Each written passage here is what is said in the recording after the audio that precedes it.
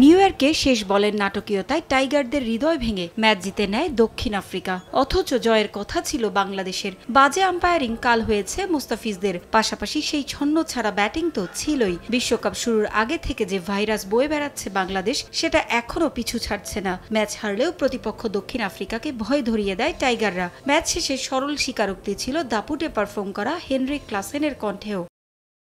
বাংলাদেশ হারলেও ম্যাচটা ওরা দুর্দান্ত খেলেছে। ওদের দলে মোস্তাফিজ, সাকিবের মতো ক্রিকেটার রয়েছে। আমরা তো ভেবেছিলাম হয়তো হেরেই যাব। যাই হোক, সত্যিই ওদের বোলাররা দারুণ খেলেছে। বাংলাদেশ দক্ষিণ আফ্রিকা ম্যাচটা এক কথায় ছিল নাটকীয়তায় ভরা। শ্বাসরুদ্ধকর ম্যাচের নিষ্পত্তি হয়েছে শেষ বলে। মজার ছলে ক্লাসেন জানান, মাঠে নাকি অবস্থা এতটাই তার নাজুক ছিল যে হার্ট অ্যাটাক করার মতো অবস্থা হয়ে দাঁড়িয়েছিল। নগদে 500 টাকা বা তার বেশি পেমেন্টে পেতে পারেন ঢাকায় জমিসহ 20 কোটি টাকার পুরস্কার।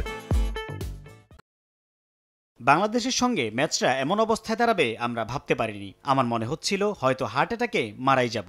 এমন ম্যাচ সত্যিই কম দেখা যায়। বিশ্বকাপের পরের ম্যাচগুলোতেও ধারাবাহিকতা ধরে রেখে ভালো করতে চাই আমরা।